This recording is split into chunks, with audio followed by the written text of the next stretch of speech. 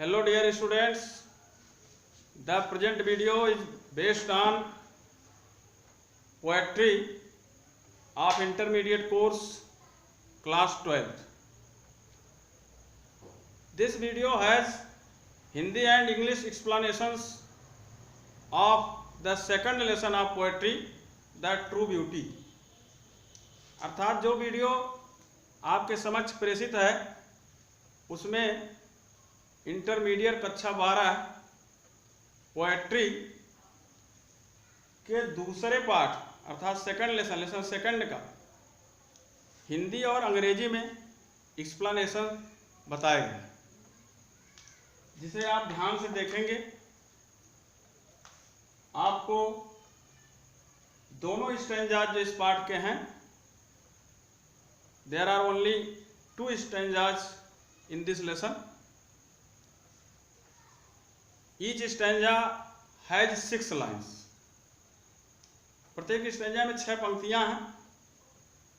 आप क्रमशः एक स्टैंजा के हिंदी और अंग्रेजी के एक्सप्लेनेशन की जानकारी प्राप्त करेंगे। तो come on your topic, first stanza of the lesson the true beauty. पहले आपको बता दें कि द ट्रू ब्यूटी की मीनिंग क्या है, अर्थ क्या है। द ट्रू ब्यूटी का मतलब हुआ वास्तविक सुंदरता, द रियल ब्यूटी। वास्तविक सुंदरता क्या है?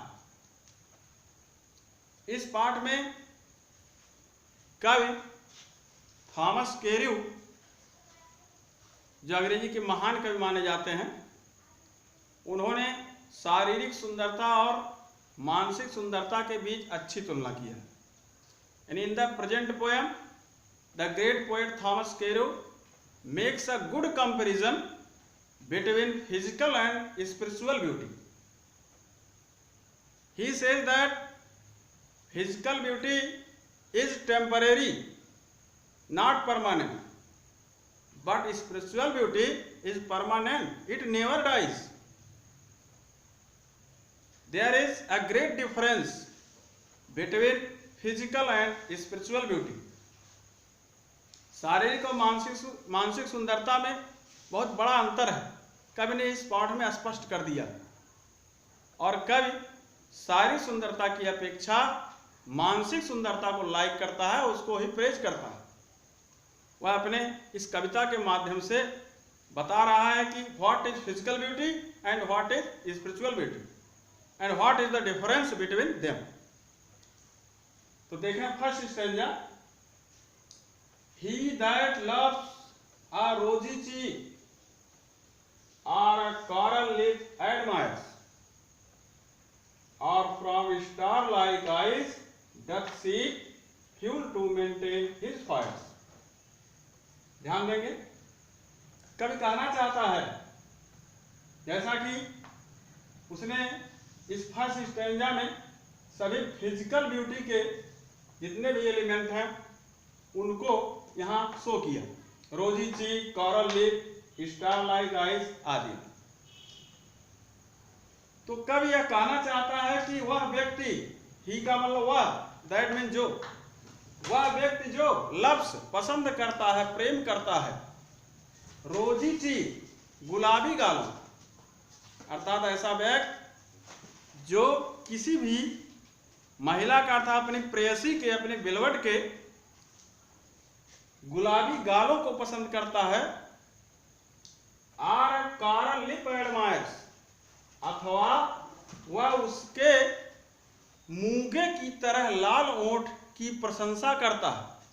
कॉरल का मतलब होता है मूंगा, जेम, जो गहरे लाल रंग का होता है, डीप रेड होता है। इसकी तुलना ओंठ से की गई है। तो कब कहना चाहता है कॉरल लिप एडमायर्स, अर्थात अपनी प्रेयसी के कॉरल लिप अर्थात मूंगे की तरह लाल ओंठ कि वो एडमायर करता है, प्रेज करता है, प्रशंसा करता है।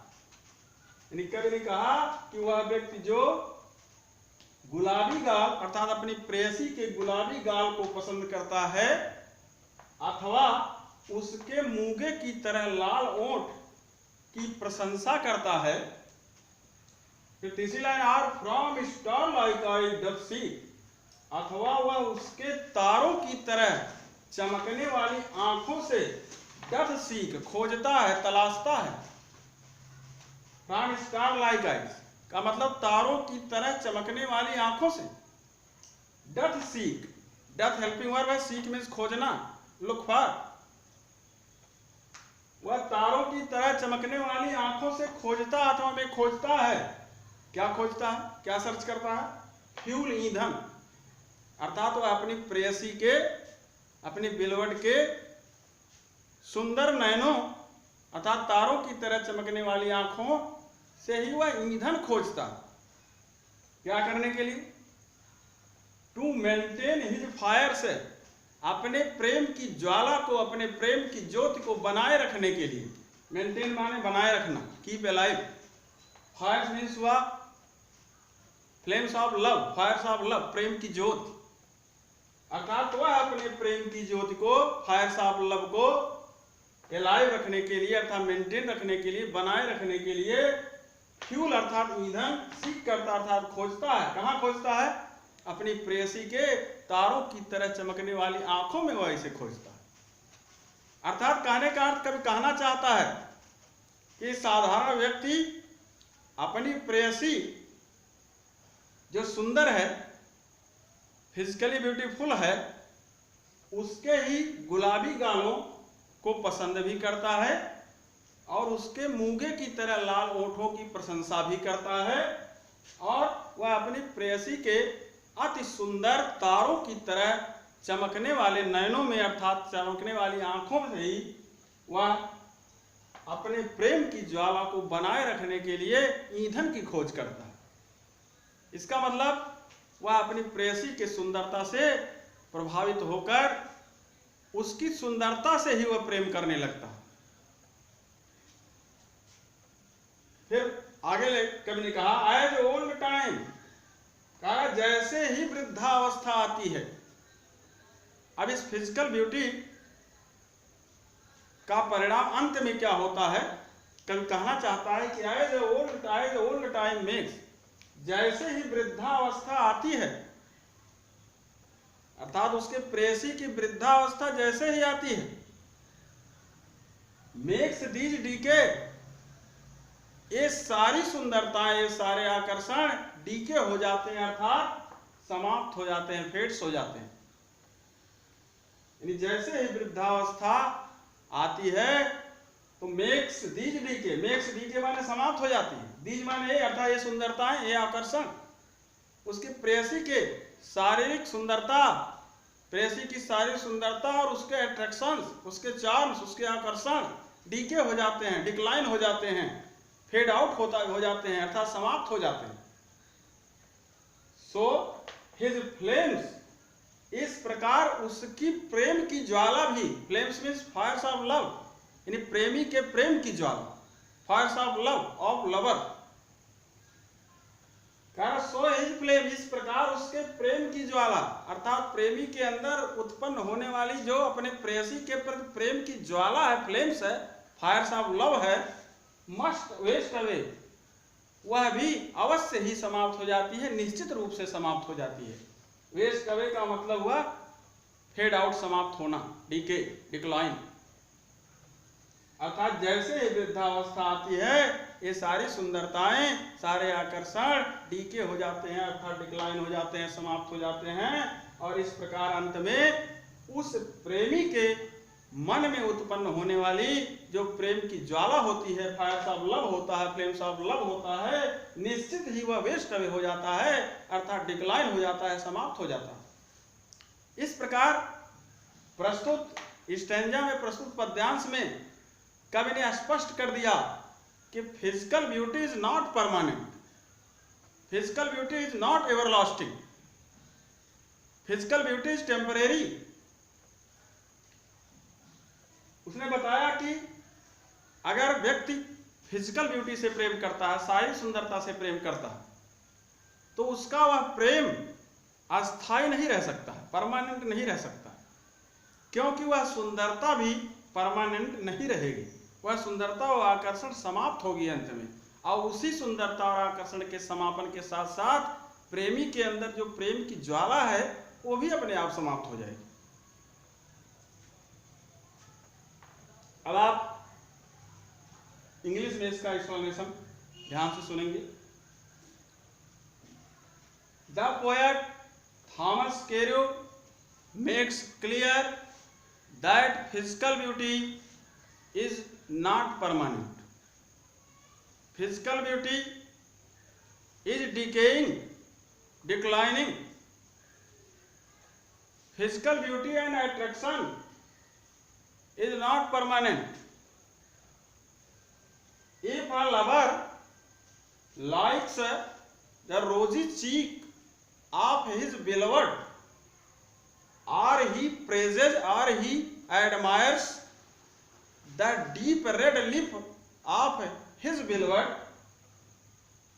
or he seeks the fuel to keep alive his fires of love in the star-like eyes of his beloved, but at last his attraction, his love decays. When the old age comes, all the attractions, all the beauties decay. The beauties and attractions of his beloved decline, as well as the fires of love of a lover also decline. At last, the fires of love of the lover decay. तो यहां clearly स्पष्ट हो गया कि कहना चाहता है कि फिजिकल ब्यूटी परमानेंट नहीं है, यह समाप्त होती है समय के साथ साथ। It decays with the passage of time, as well as the love of a lover also decline with the passage of time if he loves only physical beauty. इस प्रकार this stanza has beautiful simile. आप देखेंगे कि अधिकतर जगहों पर as और like का प्रयोग किया गया है, तो फिगर्स ऑफ स्पीच सिमिली का प्रयोग यहां कभी नहीं किया। तो this stanza has a nice example of simile. अब आप सेकंड स्टेंजा देखेंगे। अब सेकंड स्टेंजा में कवि ने स्पिरिचुअल ब्यूटी के गुणों की बखान किया है कि what is spiritual beauty. First stanza physical beauty को बताया और उसके परिणाम को बताया। अब सेकंड स्टेंजा में कंपैरिजन करते हुए, तुलना करते हुए कवि ने वास्तविक सुंदरता को बताने का प्रयास किया है कि what is true beauty, what is real beauty. Second stanza आप देखें, कवि कहता but a smooth and stead fast mind. कवि कहता है कि लेकिन एक शुद्ध है, स्मूथ का मतलब यहां प्योर से है, एक शुद्ध and stead fast mind. Stead fast means होता है दृढ़, फर्म, माइंड दिमाग, मन। कवि कहता है कि एक शुद्ध है और दृढ़ दिमाग। जेंटल थॉट्स, जेंटल थॉट्स का मतलब गुड थॉट्स, अच्छे विचार। एंड काम डिजायर्स, और शांत इच्छाएं, peaceful desires. Hearts with equal love combine, और ऐसे हृदय, ऐसा हृदय जिसमें समान प्रेम समाहित हो। इक्वल लव में समान प्रेम, कंबाइंड में मिक्स्ड, समाहित हो, जुड़ा हुआ हो, कनेक्ट हो। और ऐसा हृदय जिसमें समान प्रेम समाहित हो, अर्थात ऐसा हृदय जिसमें अच्छे अच्छे विचारों के साथ, शांत इच्छाओं के साथ सबके लिए समान प्रेम हो। काइंडल नेवर डाइंग फायर्स, ये गुण, जितने गुण 3 पंक्ति में बताए गए, ये स्पिरिचुअल ब्यूटी, आध्यात्मिक सुंदरता है, मन की सुंदरता है। कल कहता है कि ये सब का मतलब शुद्ध और दृढ़ दिमाग, अच्छे विचार, शांत इच्छाएं, ऐसा हृदय जिसमें समान प्रेम समाहित हो। यह आध्यात्मिक सुंदरता अर्थात मानसिक सुंदरता है, मन की सुंदरता है। ये करते क्या हैं? काइंडल, ये जलाते हैं, एक्साइट करते हैं, लिट करते हैं। क्या जलाते हैं? नेवर डाइंग फायर, कभी न बुझने वाली आग। अर्थात ये गुण, ये मेंटल क्वालिटी, स्पिरिचुअल ब्यूटी, ये कभी न बुझने वाली ज्योति को जलाते हैं। अर्थात ये ज्योति, ये प्रेम की ज्योति कभी बुझती नहीं है। इट नेवर डीकेज, ये कभी नहीं समाप्त होती। तो स्पिरिचुअल ब्यूटी के तमाम एग्जाम्पल्स देते हुए कवि ने स्पष्ट कर दिया कि spiritual beauty is the real beauty, spiritual beauty is a true beauty. आप पुनः एक बार देखें, कभी कहना चाहता बट अ स्मूथ, एक शुद्ध स्टीड फास्ट माइंड, दृढ़ दिमाग, जेंटल थॉट्स, अच्छे विचार, कॉम डिजायर, शांत इच्छाएं, hearts with equal love combined, ऐसे हृदय जिनमें समान प्रेम समाहित हो, सबके लिए समान प्रेम समाहित हो, अर्थात अच्छे विचारों और शांत इच्छाओं के साथ प्रेम समाहित हो। काइंडल नेवर डाइंग फायर, ये गुण, ये मानसिक सुंदरता, ये सारे आध्यात्मिक लक्षण और गुण काइंडल जलाते हैं, नेवर डाइंग फायर, कभी न बुझने वाली आग की ज्योति को, अर्थात प्रेम की ज्वाला को, प्रेम की ज्योति को जला देते हैं।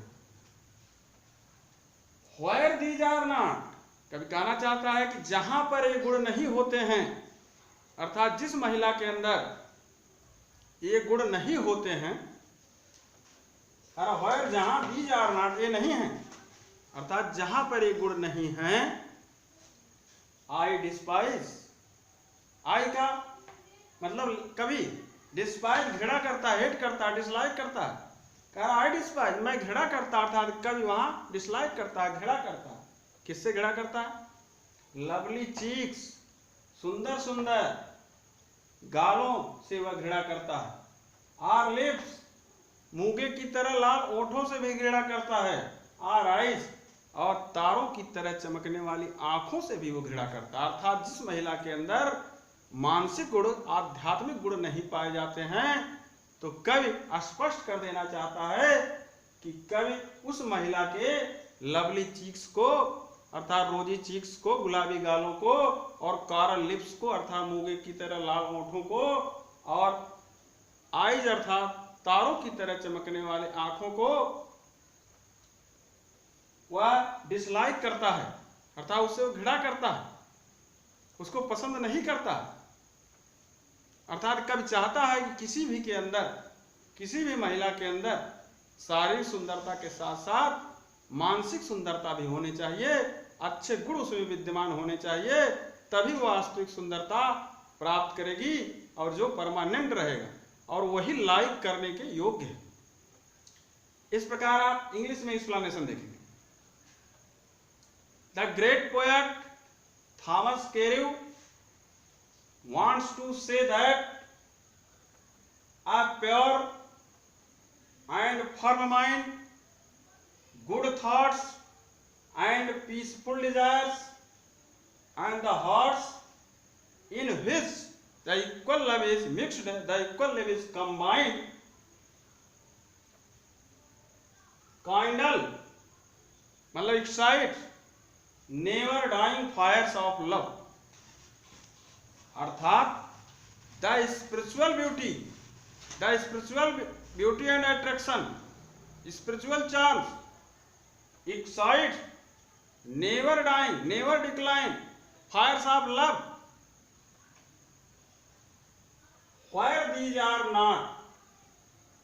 कभी कहना चाहता है, the poet wants to say that where these qualities are not, यानी if the woman has no these qualities,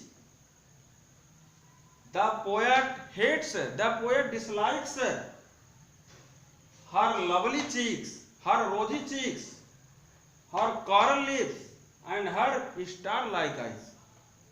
And if the lady has no spiritual beauty, then the poet dislikes her lovely cheeks, rosy cheeks, he dislikes her coral lips, as well as he dislikes her star-like eyes.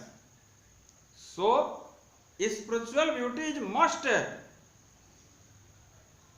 आध्यात्मिक सुंदरता आवश्यक होती है। Spiritual beauty is greater than physical beauty. Spiritual beauty never dies, it is permanent, it creates great love, it creates permanent love. But physical beauty, it decays with the passage of time, it is not permanent. Thus the poet makes clear that there is a great difference between physical beauty and spiritual beauty.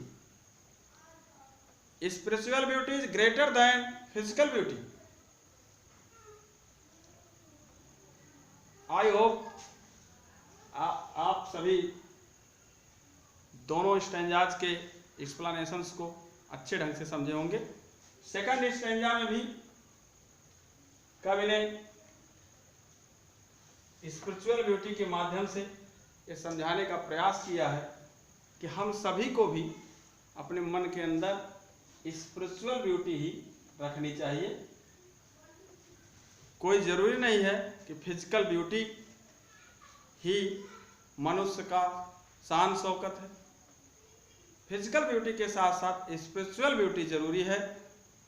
Spiritual beauty है अगर, तो निश्चित रूप से वह वंदनीय है और लाइकेबल है, पसंद करने के योग्य है।